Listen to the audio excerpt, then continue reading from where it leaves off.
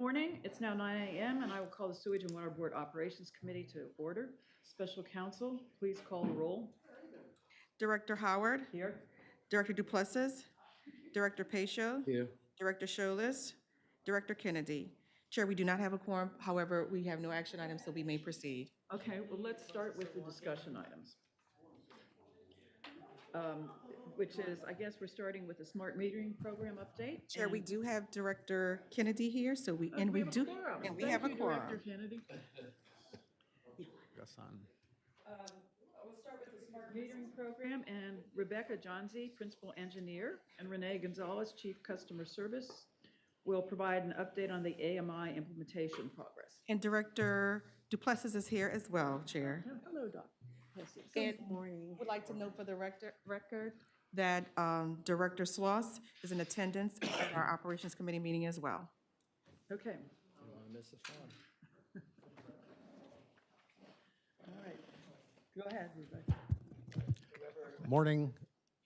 So we're going to begin by providing an update on the smart metering program. And also, it's an update that includes updates on the billing strike team efforts to ensure data integrity. Becca Jonesy and Susanna Kirby, our controller, will facilitate the presentation. Okay, one little question. Is this the presentation going to be used for another purpose after this? A version of it, probably similar, very, very similar, would be introduced to the city council, Public Works Committee, and will be done for other groups as All well, right, so yes. this is a chance for this committee's input into. Correct. We encourage input, obviously, yes. Okay, thank you.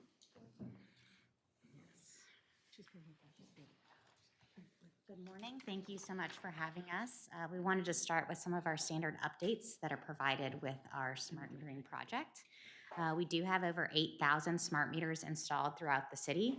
As you'll remember, where the installations go was designed without demographics in mind. It was demographically blind to ensure equity across the city and across our council districts.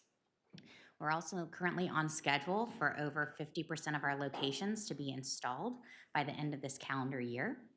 And something that is very important to the board and our residents as a whole is our lid design. And so we wanted to make sure that we are continuing to utilize the historic crescent design in all of our applications that are in hardscape. So that means anything that is in a sidewalk or a driveway receives the new design that you see on the screen. Are they protected against theft, since we've had that problem with the historic covers? Well, we can protect them against theft as part of our tamper escalations, but because we're putting more in the ground, we're hoping that everyone will be happy with having their lids. If not, we have the ability to lock them if needed. Okay. Our end state is that we're hoping that 1 in 3 of our customers will end up with one of the crescent lids compared to our current 1 in 5 customers.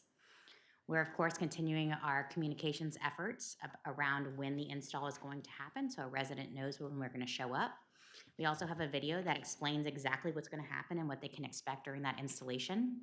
And this week, our map of what meters have been upgraded to smart meters and where we're going next will be live on our website. But the reality of what smart metering means, we talk about all of these flashy statistics and details, but it really is just a data project. How do we get data directly from the meter on how a customer is using water into the systems that we need? The ability that this technology has to get us real usable data is completely transformative. We're going from a goal rate of 1 read every 2 months to 1 read per hour. The amount of this information and the way that we can transform daily business functions, I can give you a few examples. When we're talking to a customer directly, we can now use that hourly information to walk through what it means on how they use water and how that may impact their bill. You can look from a broader perspective. How does a neighborhood use water? What about the city as a whole? What does that look like? When are your peak demands? When are they not? How can we optimize those operations? Maybe we don't need to be purifying as much water in the middle of the night and we can slack off and really operate more efficiently. We can also use things like pressure profiling. If we see a pressure dip somewhere in the system, we can know something's potentially going on in that transmission main and actually be proactive in our response instead of reactive, which we have to do right now, and we wait for the explosion in the middle of the street. And when you talk about data projects, it's all about how do you get the data into the hands of the users that need it. That's called integrations. It's the back-end path of getting the data from where it needs to go into the hands of the end users. So for smart meter projects, integrations are always the critical path. That means if there's a delay in your integration success, your whole project is delayed. So we track all of our critical path, all of our items, but especially our critical path items, with a very detailed eye. For us, in order to start meter installations last September in 2023, we had to make sure that we had 5 critical integrations complete. So to make sure we had 5 integrations complete, we of course had to test them to make sure that they made sense. So last summer in 2023, we started those integrations testings. For us, we wanted to understand the way that our users were going to use this data. So we had our pilot program that was already installed in Algiers Point, and we'd been billing these customers for 10 years with this current software and this current process. So this was a great test case for us. We said, okay, let's use our new smart meter data and let's test how this is going to go with our new integrations in place. What we quickly learned is that the realities and the complexity of how we were doing that process, because we were only doing it 1 day a month, we're not going to necessarily stand up to when we're going to have to do it every single day. What that means is we had 8 different departments that were involved in creating a bill using smart meter data. Those 8 different departments were spread across 4 of our divisions and across all 3 of our physical campuses. So we identified this as one of our highest risks that we had to then design mitigation for. And we're going to talk about what that mitigation looks like in the form of our strike team. So we talk about the complexity of this program, and you know, part of my job is also setting expectations. Smart meter programs, AMI programs, these are extremely difficult. They're exciting and they're fantastic, but just the program in and of itself, how do we get the data and how do we get it to the end users, is huge, and it takes a lot of effort. But the reality is we know that the only reason we have a smart meter program at all is to be the tool to get to our end goal, and that is accurate, timely, and consistent billing. And with that, we're on the same page. Internally, that's what we want, and also with our external stakeholders. The end goal, again, accurate, timely, and consistent billing. Once it's set up and a proven process, then it should be no intervention needed, right? Correct. That's the end goal. So once you have, you know, the perfect design is clean data in, clean data out. But unfortunately, nothing is as streamlined as that. It's not one button push at this moment. That's the end goal, that all of it can be as automated as possible so you don't have to have manual intervention. And that's what we're designing the path towards. And that'll be the end state, right? Correct. A minute ago, you talked about things being across 3 locations, 4 groups, blah, blah, blah. Maybe you're going back to that, but are we going to address, have we restructured to deal with that so that it's not that way? Yeah, that's what we're going to go through now. Yeah, Okay. what that looks like. All right. So to bring us to some refresher training, because this is something that we always get asked, is what is our bill comprised of? So you can see on the left-hand side, these are what people call your fixed fees. On the bill, they're referred to as your ready-to-serve essentials. So we have fixed fees for water quality testing, sewer infrastructure, drinking water infrastructure. We also are the collection mechanism for the city for the trash and recycling charges. And all of these add up to your standard minimum bill, this fixed cost on a bill. But it's not a ready-to-serve essential. The trash contract is not a ready-to-serve essential, and that needs to be broken out because our ready-to-serve is really about $35. Correct. We are just collecting it. Right, but For the that- city. we have it down as ready-to-serve essentials. It is the minimum bill, but it is not a ready-to-serve essential, and I think we need to Accurate. break that out. You're accurate, yes. Because of, Do that. you know, why should we get stuck with their responsibility for their trash bill? Hear you. Understood. So what this looks like for a customer, though, is that for a 5/8" customer, which is about 135,000 of our current account, residential account, this is the amount of money that's going to be on that bill, and then you add onto the top your monthly use. So that's the actual charge for the water that you use, and that comprises your full bill. So just to cement the conclusion, we should remove ready-to-serve essentials and just say minimum bill, because ready-to-serve is already stated in this column. Yeah, or you say ready to serve plus trash and recycling. Yeah. Something like that, but We can do that. Yeah. For clarity. But the reality is that it's not just an individual bill that we need to look at. Historically, we're really focused on the one bill. Is that one bill calculated correctly? What does that look like? But it's really a broader picture. We need to look at the trends in data, what that account looks like, what that history looks like, and without looking at the broader picture, we're really unable to get to the experience that our customers deserve. And so with that, I'm going to turn it over to Susanna, who is not only our controller, but is also the leader of our billing strike team. Thank you, Becca.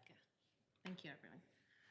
So when leadership and Becca came to me in January and talked to me about this idea of a strike team to begin smart meter billing and make it right, I got really excited because I saw an opportunity to focus on a holistic approach for the customer. We hear a lot about a clean experience. We want a good customer experience. We want to make things right so we can focus on data integrity, process optimization, communication, not just externally, but internally too, amongst our departments, streamlining processes. And so what we did was put together a dedicated team, and not just with billing experience across SWIBNO and all the departments. Because again, the ultimate goal is to streamline this and make it a good process for everyone at the end of the day. So what were our objectives? That was step number one, right? Get bills out on time. Start smart meter billing on time, but not just on time, right, and get it right the first time. How are we going to do this? We need to ensure that we're equitable with all of our customers. We don't need to burden customers for mistakes not of their own making, and we need to be proactive with our communications. what is equitable treatment of customers? I'm sorry, I don't, I think just ensuring that we're, are we not doing that? Well, I would say, if a customer has a dispute or something, they should be able to go through customer service, in a streamlined manner and get it rectified, not have to call this person or that person or, that type of thing. I think just maybe consistency is a better word. I don't think we're intentionally not being equitable to our customers. I just think with our internal processes, we're not always consistent. So maybe that's a better term to use, you think? Equitable means so many things. Okay, So ensure consistency then. ensure consistency. Okay.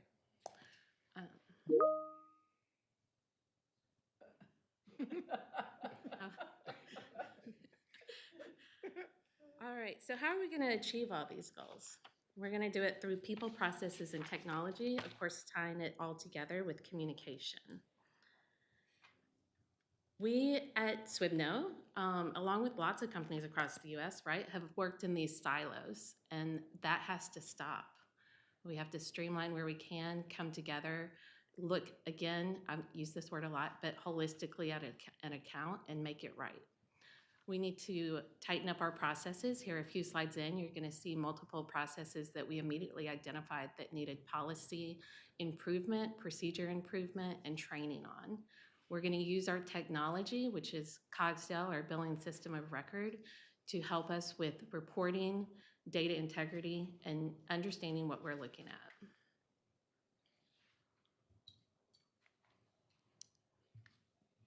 With Cogsdale, our billing system, we all understand that there are certain limitations. So what are some of those limitations? We do have some CIS constraints, Customer Information System. You can see on the left-hand side, there's a schedule. This schedule is maintained by our IT department.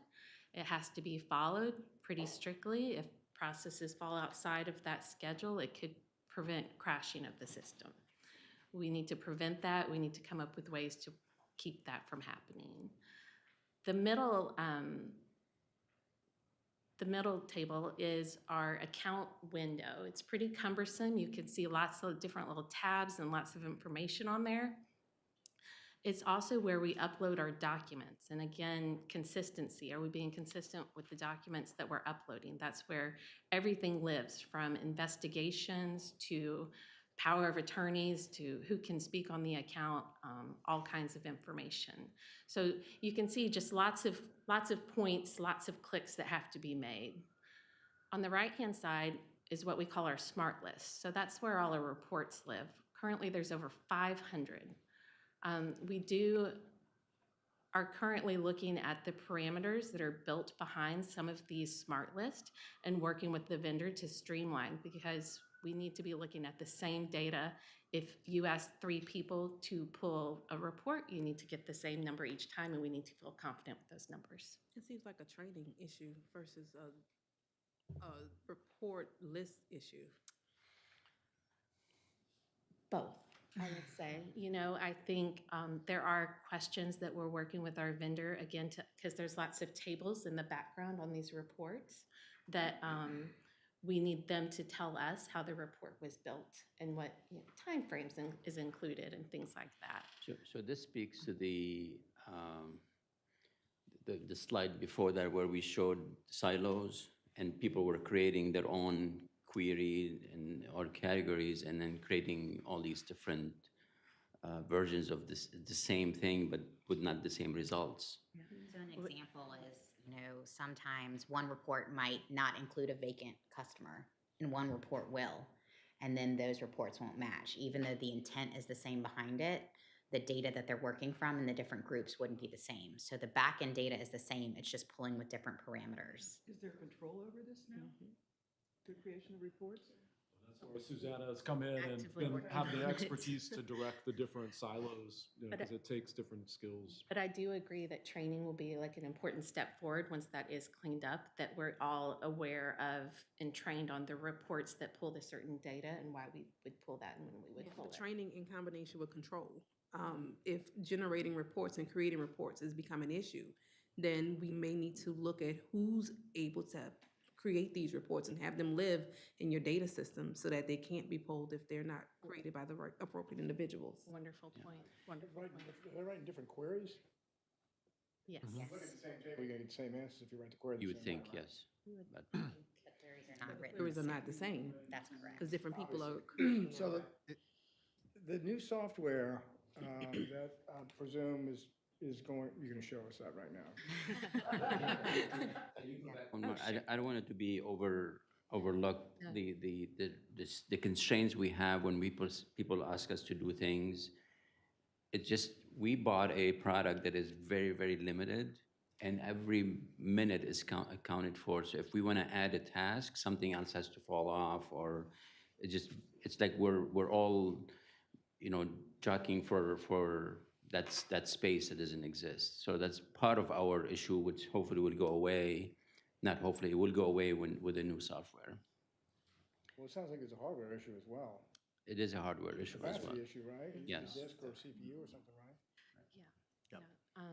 There's, Yeah, that's reflected on the left table, the capacity issue, the constraints. and So these are functions that we have to do every day. This is getting the meter reads into the system. This is calculating bills. This is printing bills. These are the daily functions that we have to do business, and we only have a set window in time every day to actually make it run. I heard you say you can't read it. Do you think this is worth 2 slides to make that bigger to show, or Yes. I just heard that, okay. Okay? I can see it, and I really want you to see this. I mean, you have 30 minutes to calculate bills? If you deviate from that? Yeah, every single one of those activities has to occur at that specific time. So if you notice, every single slot is accounted for, and this is our capacity in regards to technology.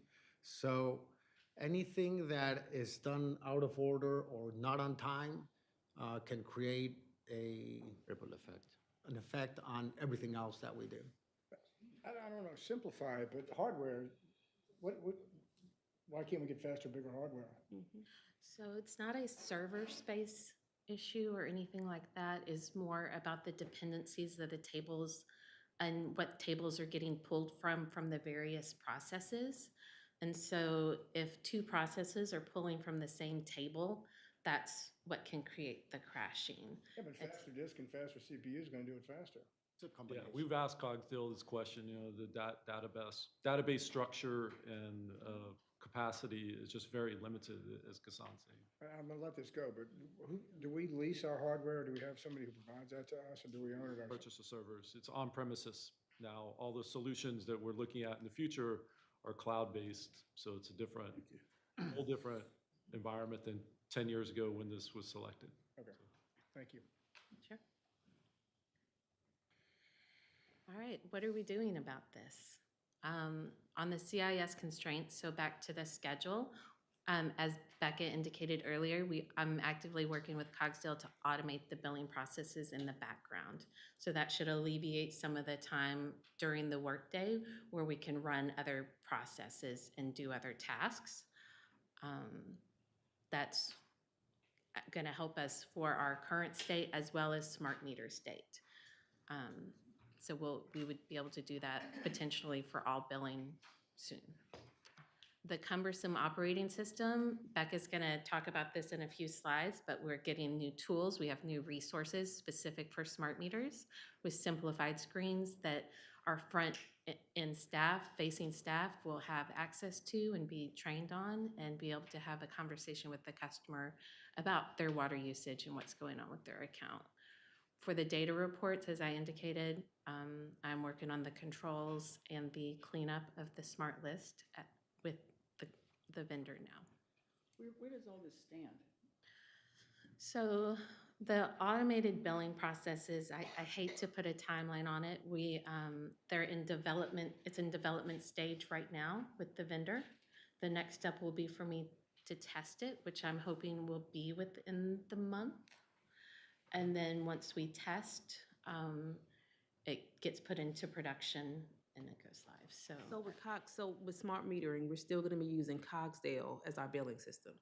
For the next few years. So we are currently underway with, I think we've isolated a vendor to write the needs assessment, or we're right there. That's gonna do the needs assessment in the RFP to put out bid for a new CIS system that we would have in place in the next few years. Help me understand this. Smart metering installation is going to produce accurate bills. But our problem still is the infrastructure related to that, or the data system related to that? I can answer that question. So I know that has been the talking point for many years, right? Smart metering will fix billing, but the reality is what smart metering does is get us the data in, but we have all of the processes, procedures, and software to get the correct data out. That's my And so question. that's what we're talking about now. One of the constraints that will remain for the next few years is Cogsdale being our system of record. So this system of record will remain for the next few years in this project. When we transfer to a more modern software that's cloud-based, some of these constraints that we're designing around should be eliminated. And I'm sorry, just to clarify, one thing that obviously we're gonna gain with smart meters is more streamed, more simple process, demanding less of Cogsdale to do a lot of things that causes all the issues. So we're gonna virtually have no need for estimates, right? Because of the smart meter. So that would reduce the demand on that software tremendously. I mean, just as one change that will allow us to get the best out of it for the next 3 years before we launch a new system. And what smart meters really is providing us is with the consistent, timely, and accurate reads, right? Which resolves the challenge of staffing in the meter reading department, human error, all these things. So like Ghassan said, once we are able to obtain accurate and consistent data, that goes into Cogsdale as accurate data, right? And then Cogsdale works, let's say, as designed, right? Instead of also the way it's been working, where it's been working with a lot of tweaks that we've requested because of our inability to capture reads, so it'll resolve that constraint. Is Cogsdale going to be able to handle the volume of data? Because we mentioned the number of reads and being able to read with smart metering every hour. Is they going to be able to handle Well, that volume of but data? we're only going to use one read to bill every month. Okay. So all the hourly reads will be in a separate tool, portal that the customer service reps and eventually the customer will have access to. Not It won't be through Cogsdale. no. Correct. I had just assumed that virtually all erroneous bills were born out of bad reads. Am I hearing something different now? You saying that Cogsdale is making bad reads with good data? I mean, bad bills with good data? No, it's not that simple. What we're trying to explain is it's not a button that you push and you get a bill. It's quite a few steps that it takes with a variety of different workforce to actually take every step you need to get from a read to a bill. Can you tell me what those are? Yes. You have the slide down? No? We have one that will give you an idea of the No, complexity. I that's can going talk on. you through it Well, though, just because wanna know I what's think, going on. yeah, and we can add this slide. So where a bill, if we want to talk about the journey of a bill. Yes. I know. Where it begins is with the meter read. And so if we want to talk about smart meters specifically, that's going to be from Census Analytics. So what we're going to do is choose what group of people we're billing on any given day. And we're going to export that file to Census Analytics that's getting the hourly reads. And we're going to do our time frame for the billing cycle. And we're going to import those reads from Census Analytics. Once we import that into Cogsdale, that then we will generate the bill from. So it goes in as a read, we calculate the bills. Those bills go out. Now, there's other steps in between, but that's, But what are the steps? That's yeah, what I'm so the other, yeah, so we've imported the read and we've generated the bill.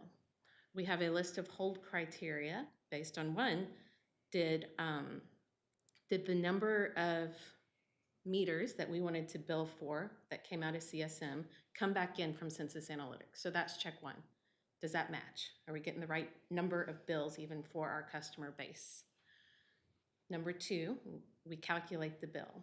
We have certain hold criteria. So did it generate an estimate when it should have generated an actual read? That's a problem. Maybe something failed from Census Analytics or the file. So that has to be corrected. So that's automated. That's the plan is to have that automated. Right now, Now, what's going to happen when we launch? when we launch. So my team that I have now and what it will become is really kind of a billing function, right? So you won't have the various departments that have to do the different steps. You'll have one department that selects the routes, gets the reads from Census Analytics, and posts that file into Cogsdale. Okay, so the only manual intervention there is literally selecting the file and putting it in the system. Then you go into your billing process and you choose the same cycle from the cycle that you chose for the meter reads, and you calculate the bill. So it's really a button that says, calculate, right? And it generates all of your bills. The next step is that we go to what we call our bill ledger, which is our hold criteria. And so we have several hold criteria, estimates, if it's over a certain consumption amount, dollar amount, if it is a negative for some reason, or credit, and I'm sure I'm forgetting one. I will definitely make a slide on it. But Once we have electronic reads, we won't have any estimates. we shouldn't, but because we want to be absolutely sure and fail-safe, we're creating that hold criteria to catch it just in case.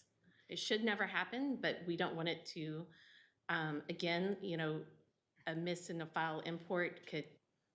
So we're at the hold phase. Right, We so have we're some at the, hold so we're at the criteria. hold phase where you have a team that goes through and checks all those hold criteria and makes corrections as needed, okay? Then those bills are released and sent to our print vendor or through e-bill, however the customer is selected, and they have their bill. If a bill is pulled, what is going to happen to make sure it goes out in a timely? So What happens with them? Yeah, so our hold criteria is 3 days. So if we cannot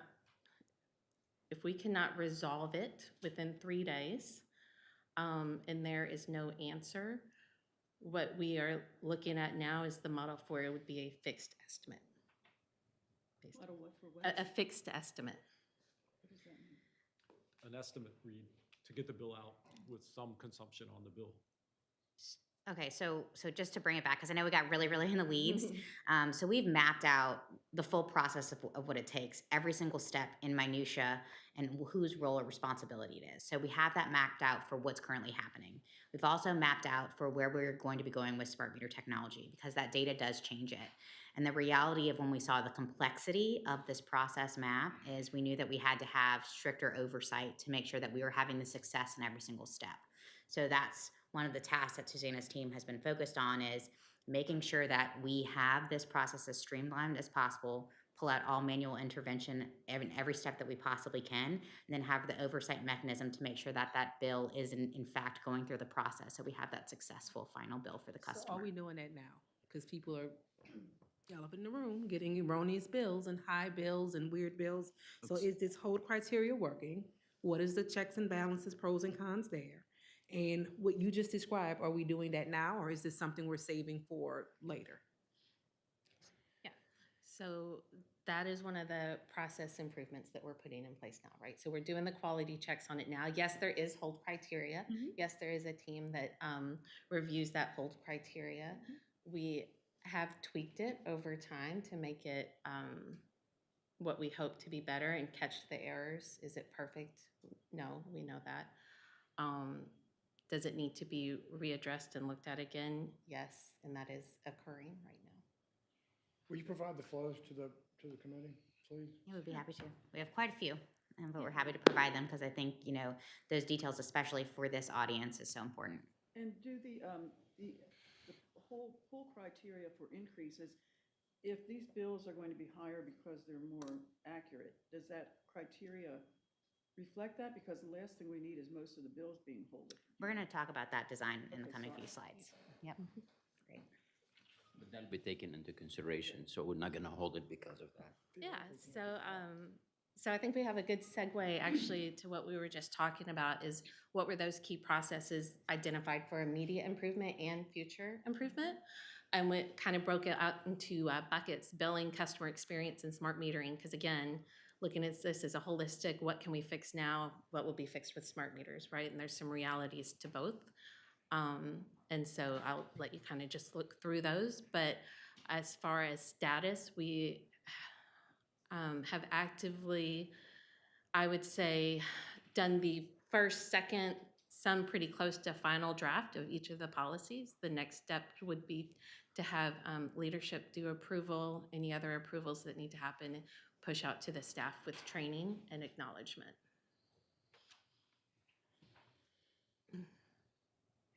Is that good? So how did we do this? How did we identify it? We took a deep dive with workshops. And again, we brought people in from SWBNO across all areas to talk about, what's our current policy and process? What needs to be fixed? How do we do it? And what's the end goal? And so we have several of those mapped out that we'd be happy to share with you guys, including the billing process. I have an example of one of them that we did here, which is investigations. Now, I know the top thing, you can't read it all, but I think the important part about it is you can see all the twists and turns and departments that it takes to complete an investigation currently. There's over 8 departments that can be involved.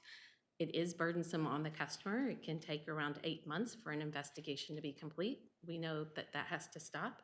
We are currently working with the investigation department to have tools on the front end, along with our customer service reps, to understand how to read consumption on an account, talk to a customer about it, ask the right questions. And then the bottom process shows what the future will be with smart meters. So again, census analytics, which for customers that have smart meters, our customer service reps on the front end are going to have access to this training, and be able to have a conversation with the customer about how they're using water. And this should cut down investigation time to, sometimes it will be able to be resolved on the phone call with the customer. You said, you mentioned training, I think, and that. Yes. So that, I know that in the past, different administrations years ago, training was, there was a dearth of training. So we've actually hired a Hard to trainer. overtrain people. I'm sorry, what's that? It's hard to overtrain people. It's like Yeah, oh. over-communication, it's very difficult. Yeah, it has to be regular and there has to be follow-up constantly, yes. And accountability, which I think I cover in a slide further down, but one of the things we're doing is actively coming up with the best way to monitor progress and hold people accountable for retraining and more if needed. All right, so when we started looking specifically for smart metering and getting smart metering billing out and saying what can we do to help customers now and even prior to them getting a smart meter, we identified 6 criteria. And what we would love is to see all that criteria check marked yes as green, and if not, work with the customer or our internal departments to make it right. We plan to do this for all 140,000 accounts on a rolling basis, checking them on the schedule prior to them getting a smart meter, making as many corrections and helping close things out as possible. So we do have a design for a tool to access this data. It's called Alluvial, and what it does is it has all the 6 criteria and really just kind of your yes/no status of where they're at. And then it also helps us prioritize work for our departments, our internal departments, to help them know what they should be working on. Something that I wanted to show everyone was our current investigations. It's around 2,400.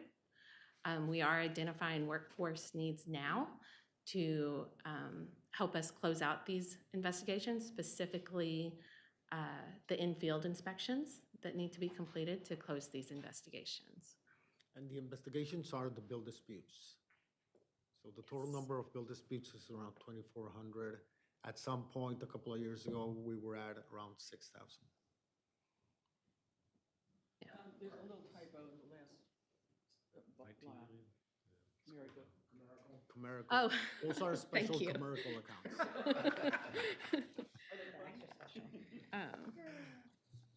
Yeah, and so the other thing I want to talk about was delinquencies, which you can see is 25,000 right around. And what I just want everyone here to know is that not only leadership, us, we're all looking together to see how we can work with these customers to, one, do they have questions about their balances? Do they understand what their past due balance is? Is there something we can do to assist them with this and be proactive in helping them become current, hopefully even before they get a smart meter? So that's actively being looked at and worked on. So we only have 2,400 disputed bills, is that what that says? Yes. That's the same as contested? Yes. So around 2,400 contested bills, and I don't know what's the ratio 40,000. Yes. out of 140,000 every month that we bill. But the challenge is in the 25,000 delinquent accounts Delinquents. that are not in dispute. They're just silent, Yeah. using water but not paying. But that's a good question on the disputes, because if you think about, let's say, just roughly, and I think I'm being a little bit generous, but that 50% of the time, you know, we have to fix something because we did something wrong, and half of the percent of the time we didn't, then that gives you a pretty good idea of where we stand. The goal is to eliminate completely, you know, the number of disputes as much as possible. Is there conversation around, going back to those delinquencies, that silent crowd? Is anyone having reporting challenges with the software or remitting payment? No, not with the software remitting payment. I think the conversation portal, I is more. guess, is a Yeah, better no, answer. yeah, good question. The question or the answer is more about how do we proactively reach out to these customers to find out if there are any problems? You know, what I've found is that, you know, when I call some of these customers, the first thing they say is, oh, well, I don't agree with my bill, but, you know, maybe they just haven't called yet, or, didn't really understand the mechanisms. So how can we be proactive in communicating that with customers? And we are doing things like implementing Promise Pay, which is a proactive approach, right? They're text messaging customers that are delinquent to get them put up on a payment plan. So, that's been very successful. And so are there other things like that where we can not burden the customer to have to be the one to come in and make the call? Okay. So this is the 6 criteria I spoke about earlier. So the delinquent, exempt, open investigation. The last 3 are the smart meter ones. So, this will be for all accounts. And so what our plan and what we need additional resources for is the ultimate goal is to be proactive, clean these accounts prior to smart meeting, do evaluations without need for customer initiation. So a lot of what we just spoke about, but this is just a visual of kind of how that dashboard looks. We do have a data scientist series that's going to Civil Service Commission in May, so this will be a great opportunity for them to work on. But in the meantime, my group is actively working on this. How would you be exempt and delinquent at the same time? 2 different things. Delinquent can stand on its own, right? Just a past due customer. Exempt is more if the bill dispute, right? So we also have people that are. That's not like a church. No. So if you are disputing your bill, then it's exempt from shut off until the investigation is complete. Okay. Yeah, there's multiple types of exemptions. All right, so I'll turn it back over to Becca. Yeah, so, we talk about technology and what's coming with smart metering, but we know that there are improvements that we can make now because we do have another 1.5 years roughly on the program. So one of the improvements that we're making now is we upgraded this month in the meter reading technology with new handhelds. So these handhelds also have the ability to take a physical picture of the read with GPS and timestamp enabled. So this is similar to what we're doing with the smart meter program. At the installation, we get all of these pictures and data. So now our meter readers will have the same access to this technology. So this allows us to document the reality of these reads and also look back on them if needed to confirm what's going on with a bill with a customer. And what's significant about this technology, so we just started with the new handhelds on Friday, this last Friday. So every time a meter reader goes out and takes a read, he or she also takes a picture of the read. And if you think about what that means for us and for customers and external stakeholders is that if you call to dispute your bill, we can actually go to the cloud and see the picture of the read, right? So that might help us reduce the number of truck rolls because now if you say, hey, my read was probably wrong, we have to send someone out in a truck to get the read. There's risk of inaccuracy even with the reread, right? So this way, we're taking pictures of every meter. And if the meter is unable to be read, then we're also taking pictures of the condition that didn't allow us to take the read. So we also have the new technology coming with smart metering. This is our customer portal, which will be live later this year. This is that modern account management tool that allows the customers to really see, visualize, and understand the way that they use water and how that interacts with their daily things that they use water for. It also allows for customized alerts and notifications. If there's continuous use, that means water is continuously flowing through the meter. It says, hey, you have a potential leak, and actually walks you through how to check what's going on.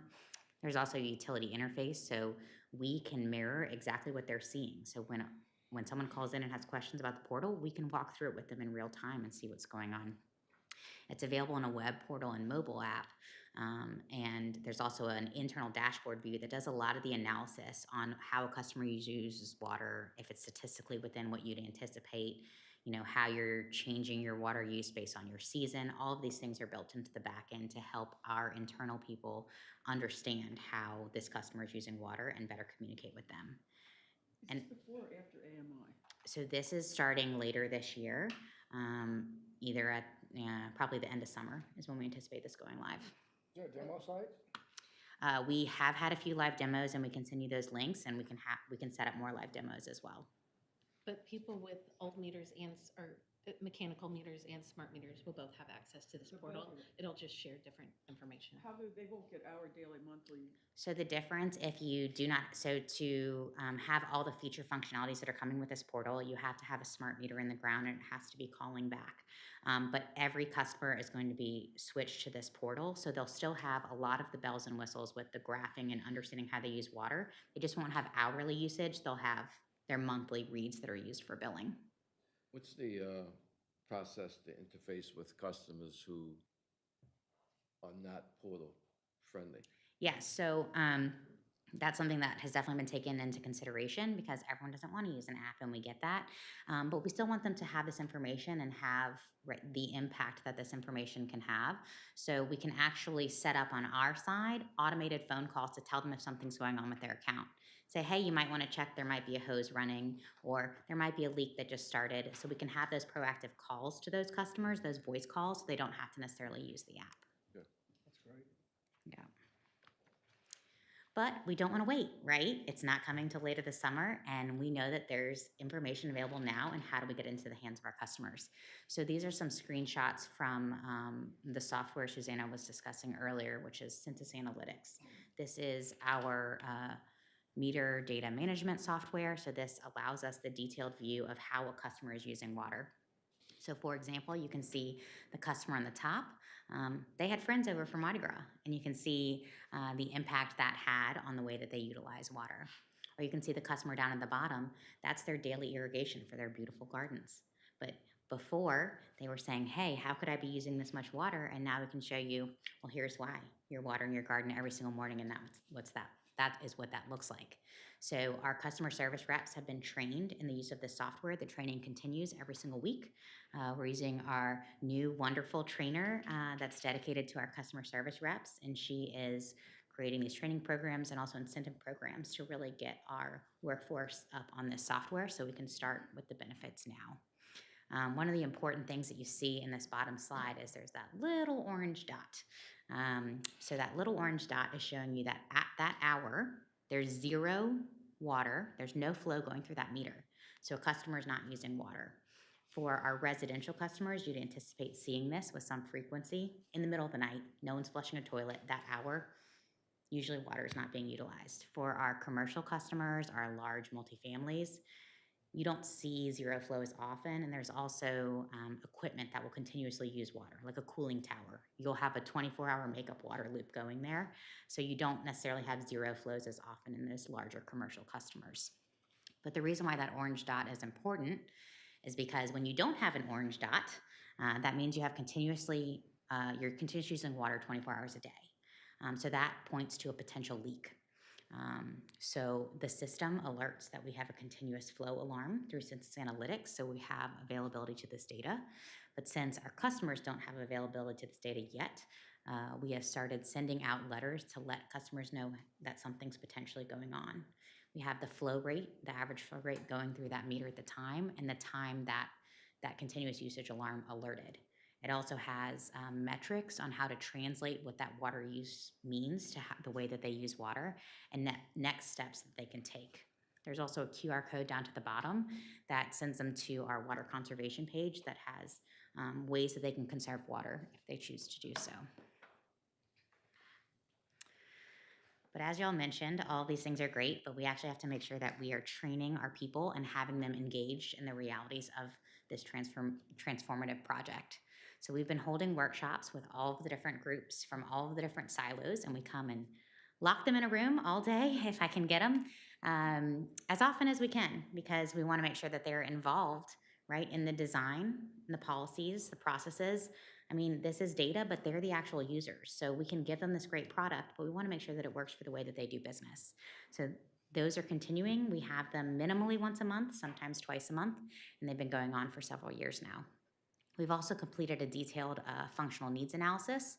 Our comms folks weren't happy with me that I have the spreadsheet, but I work in spreadsheets because I'm an engineer.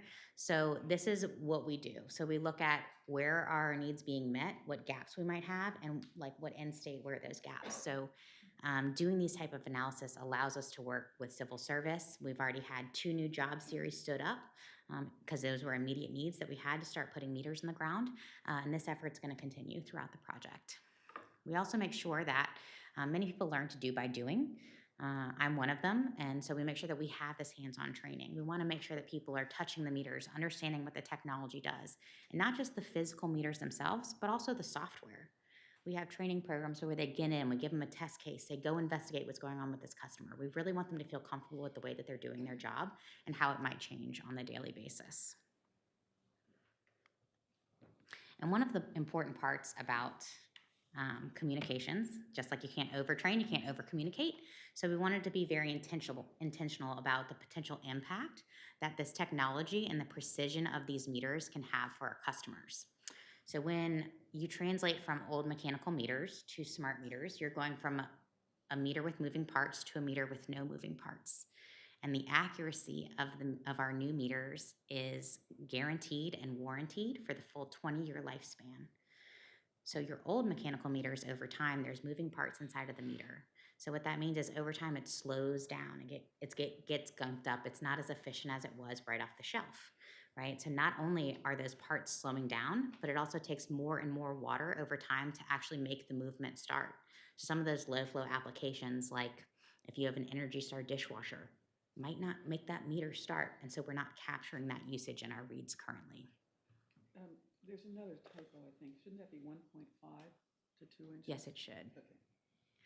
We'll get that fixed. You can see on the bottom right that this is how our population, this is the spread of our meters. So 134,000 of our customers, these are our 5/8 inch to 1 inch customers. These are residential, small commercial, multifamily homes. They're on average 14 years old.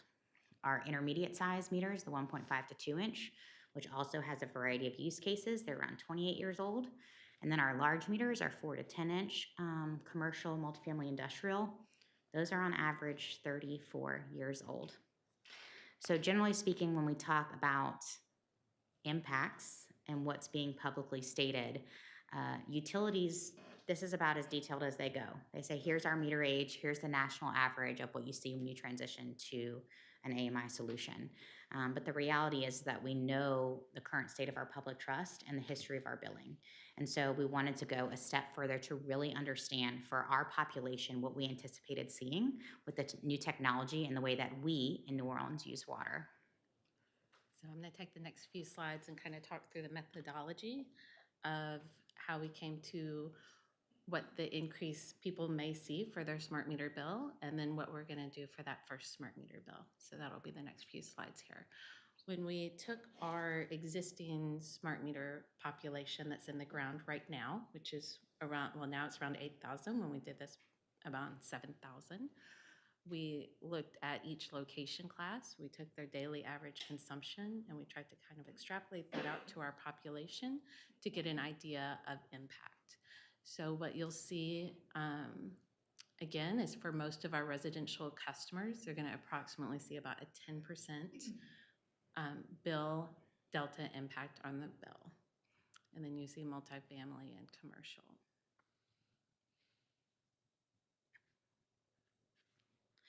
Again, I say this is approximate, and I just like to say that because I think we understand every person uses water differently. And so this can change over time. And I think, as Becca indicated earlier with the mechanical meters and the way they slowed down, our new meters are going to register accurately, timely, and we may see people that had leaks that weren't aware they had leaks before, and we're going to be proactive in that communication. But again, that is something that could change some of this data. So I want to be very clear about that. On the next slide, what we see is just basically what I have on the previous slide, but in a graph form to show that we anticipate that 70% of our customers should have less than a 20% bill increase.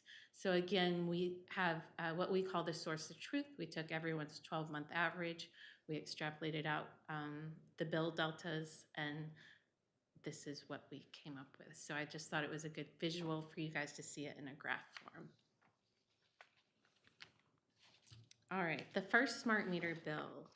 Well, one of my first slides that I went over was that we don't want to burden the customer with any undue, I won't say mistakes, but with anything that is not of their own making.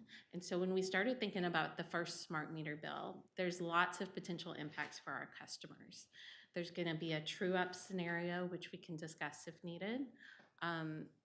We understand that there's going to be a transition and perhaps a bill impact to them. There could be estimates that have happened, which again would lead to a higher true-up. So what we have decided to do is that this first transition bill is not going to exceed 120% of your 12-month average. Tell me what that means. Sure. So if your 12-month average is $100 a month and your first smart meter bill is $200, we're going to give you a courtesy adjustment of $80 for that first bill to transition you going forward, so that going forward, what it will be is just your actual reads from smart metering. So it's a cap. It's a cap of 20% For 1 month. for the But for the first bill. first month only. To avoid initial, this is a term called initial bill shock in the industry. So to avoid and mitigate initial bill shock, we're going to cap it at 120% of the average. Yeah, and I like to think of it Just as. to ask the question, and this is going to be clearly stated and discussed through communication efforts with customers. Yes, I'll show you that on, I think on the next slide. And there's no legal problem with capping the bill. No. So we'll have to research that, but it is based upon some, the equipment issues that we may have coming from a mechanical meter to a AMI meter. As Rebecca said before, mechanical meters have a tendency in I the industry. understand that. My question is it legal under Article 7, Section 14 of the Constitution? We are dealing with that in the legislature right now. So this plan can't be, this needs to be researched before it can be done. Correct. I wouldn't announce it until you find out you can do it legally. So we should remove this slide for now. We do have current policy where we're allowed to do one courtesy adjustment per year per customer. So for a vast majority of our customers, that this is an option to do it.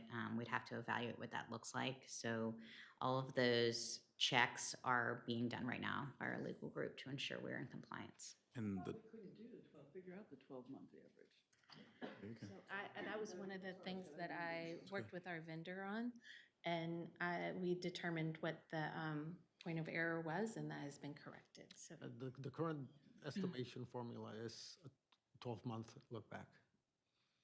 and the It actually works 20%, per day, right? Hmm? It takes the average usage per day, right?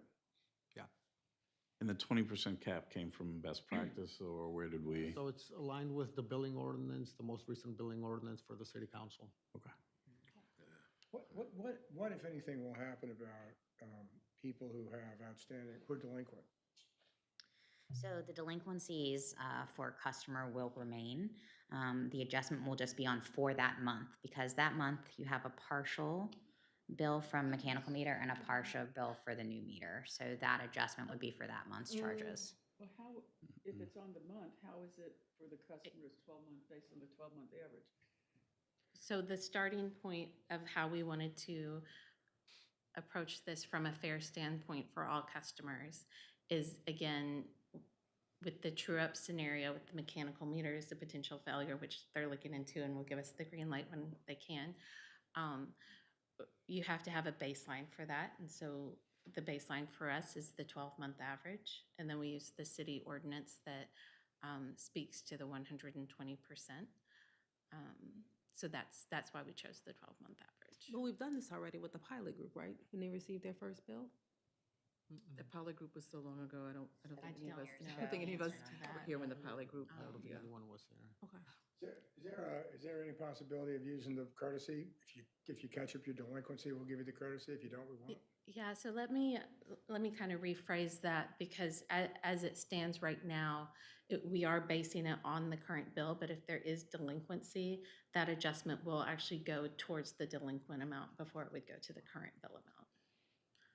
So, Reducing the current delinquency. No, the delinquency will remain. The transition bill, the way I was told it was supposed to be that, of course, when you do go from mechanical billing to the AMI, there's a great increase, right? There's like a 10 or 15 or 20% increase. Potential. Not all bills will have that. And so in order to, as Renee said, to prevent sticker shock with the customer, we will take into consideration a courtesy adjustment just for that 1 month. But your large delinquency, if you had a large delinquency in the past, that delinquency will follow you into AMI. We're not I forgiving. expected that. I we're- was saying you don't get the courtesy discount if you don't pay your bill. That's So a you- different thing. I think that managing that, Forget it. that caveat might be a little bit challenging. The customer can also consider, still have the opportunity to go through the administrative hearing process, and also, which leads to the city council's administrative hearing process. And we also still have the opportunity, prior to that first bill being cut or issued, to actually adjust and work with the customer based upon what our current law allows us to adjust bills for. Yeah, so of course, this needs to be communicated clearly. So we have our handouts that we provide that are continually updated for all of our neighborhood engagement. We've already been part of 40 meetings. We're going to have our billing impacts video live that explains what is going on and how smart metering technology could potentially affect their bill. The important things for customers is while we can determine averages on what we think will happen from a population-wide perspective, the reality is that every individual customer uses water differently, so everyone's person's impact is going to be different. And of course, we continue to have our what to expect at installation video so that people are comfortable with what's going on when we show up in their front yard.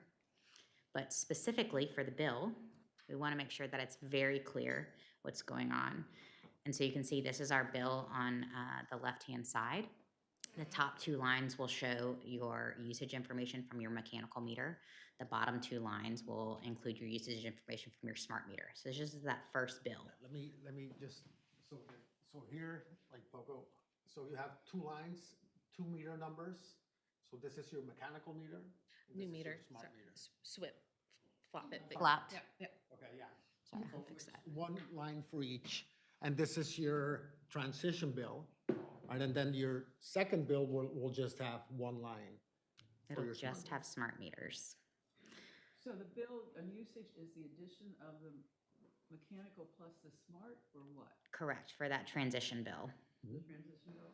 So that's what happens right now, even when we were switching out old mechanical meters for mechanical meters, the same thing. So this is the same function that has been used before. Yeah, and what's being described here is that basically the first meter was in service for 12 days, and then it got changed out, and then your smart meter was in service for 16 or 17 days, so that's a 29, 30-day billing cycle, right? So it's prorated charges, let's say, in this case, just like half with one type of meter, the other with the other type.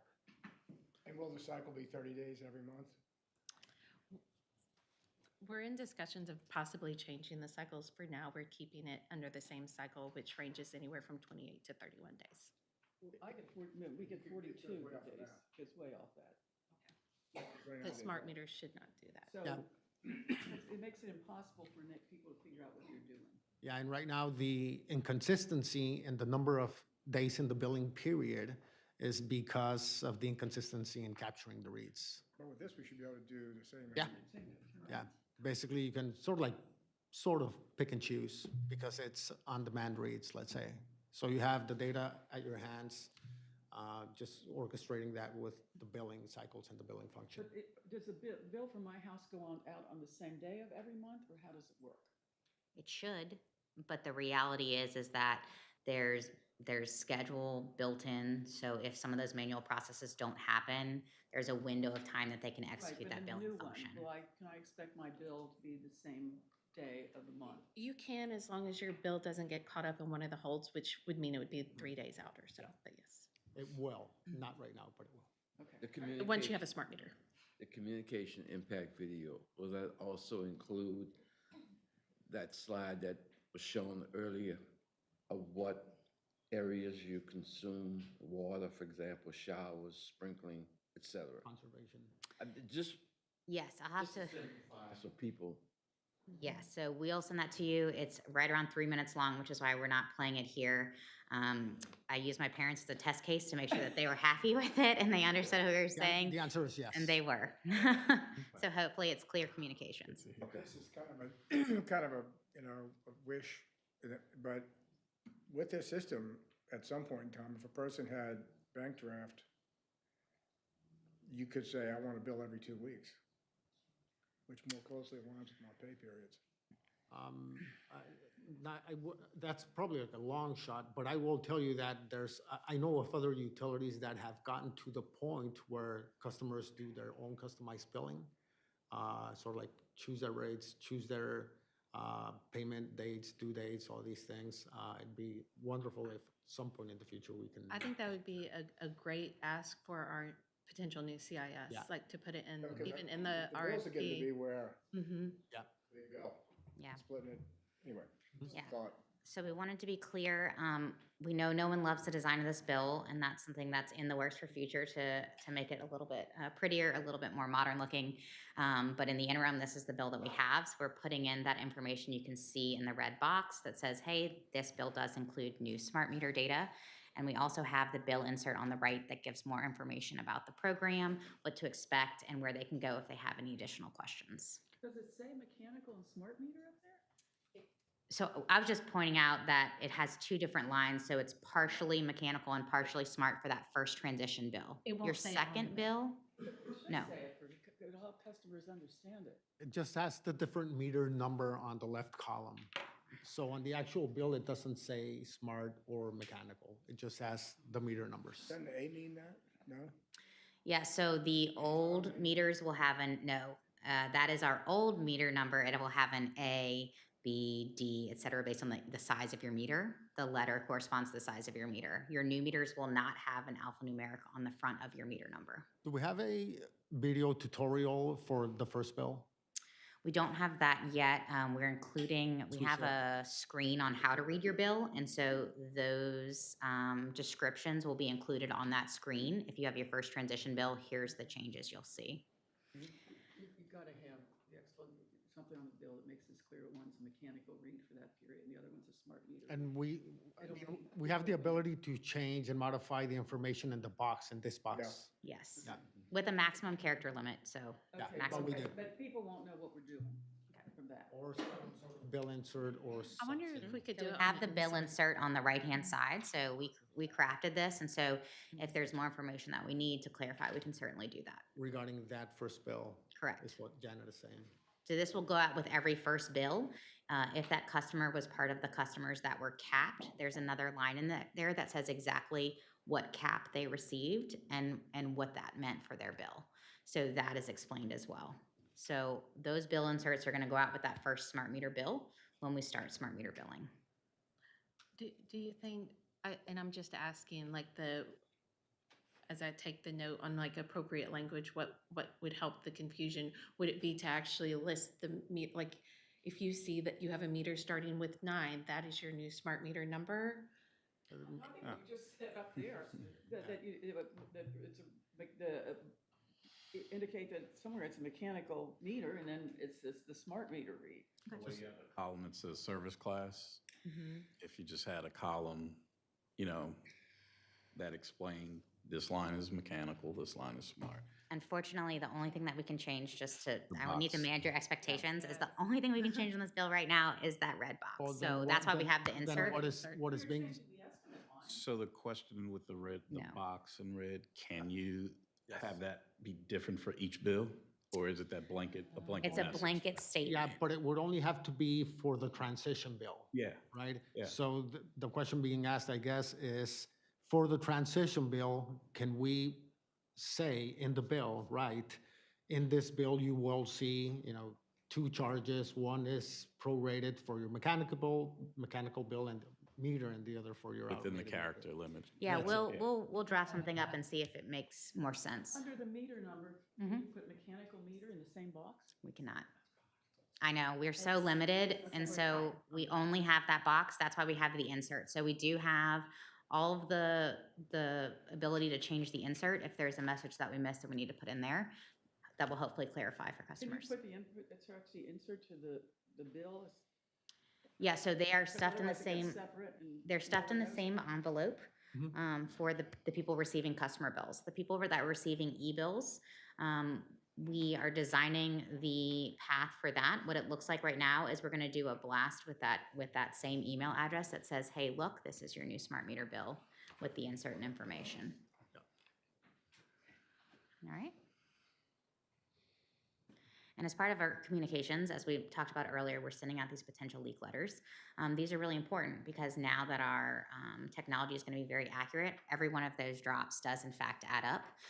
So one of the most common leaks that anyone finds is toilet flapper leaking. And that can add up quite significantly.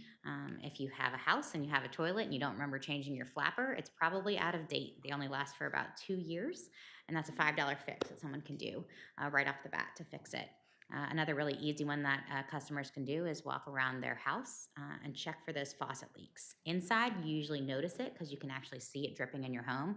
There's a lot of hose bibs outside that people don't realize they should be checking, and if it's dripping right into the ground, you don't realize that water will in fact add up. So we have a lot of this information. We have it on the website available. It'll also be built into the customer portal in future as well. That's the cleanest one of those things I've ever seen out there. It's from Home Depot, so. So in summary, we know the smart metering program is a strategic game changer.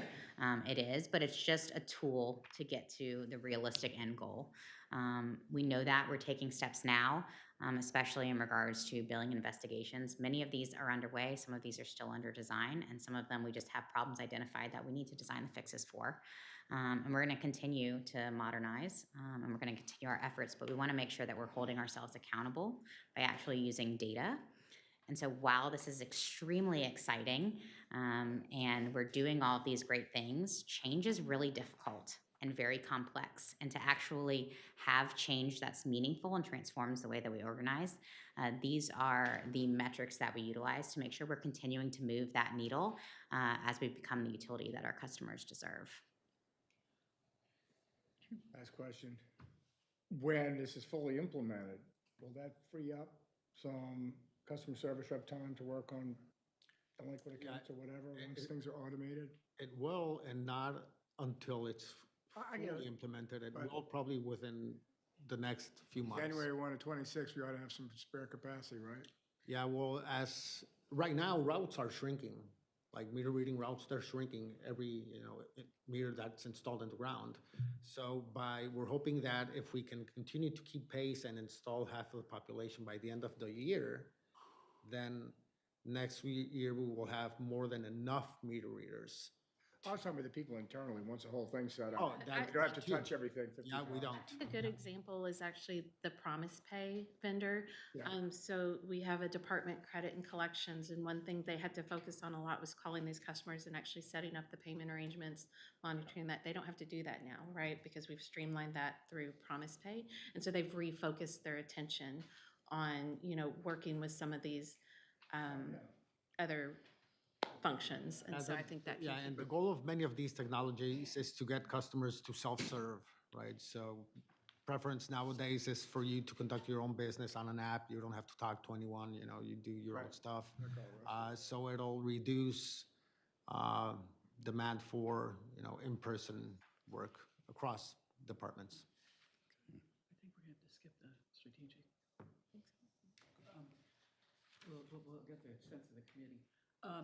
That's terrific and encouraging to learn about all of it. And thank you so much, both of you and Renee, for. I have a couple, just really Oh, quick. yeah, I'm sorry, I'll be questions, quick. Yeah, questions. sorry. Sorry. I just want to make sure I understood correctly. So I'm excited about this process, as we all are. Once we get our good data, we have to then cross-check this with census data to get rates. Did I hear that correctly? So census is the technology, that's our meter data management system. So that has all of the granular reads that hourly reads. So we pull that billing read, so one a month, into Cogsdale. So once we pull it into Cogsdale, that's our system of record, our billing system. That's then what creates the bill and sends it out to Okay. customers. So that Susanna's is a team direct process. is working on that oversight to make sure that it's hitting every step in the process. Great. And then the next question, is probably, I think I know the answer, but it has some overlap. When I understand that now we're gonna have real-time data, I wonder about our ability or customers' ability to shut water off in the event, because right now when we have challenges, it's reactive. There's already been a leak. I'm out of town and come back and there's a pool in the backyard and I didn't dig one, right? How far away is that just completely something we haven't discussed yet?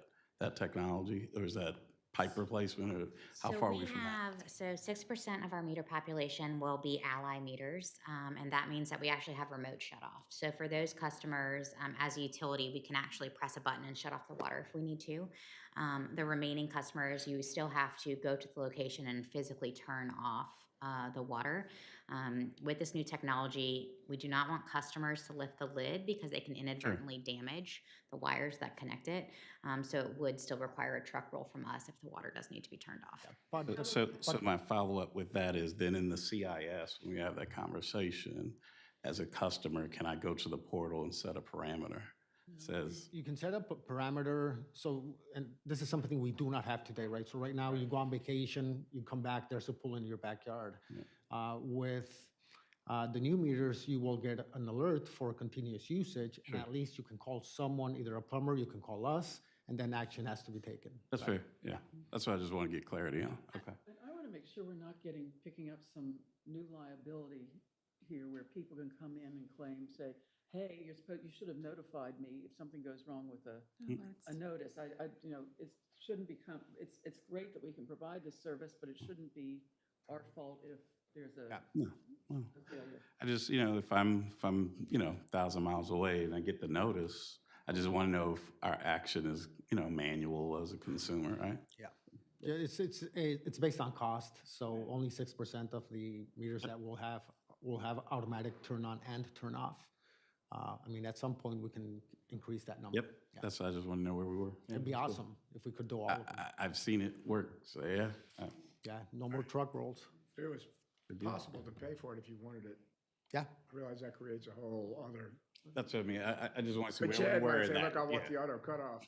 It is 3 times the cost, just so everyone knows the exact cost. It's exactly 3 times the cost for the meters. Great. It's 3 times the cost for the meters with the automatic shut off. How much are the meters?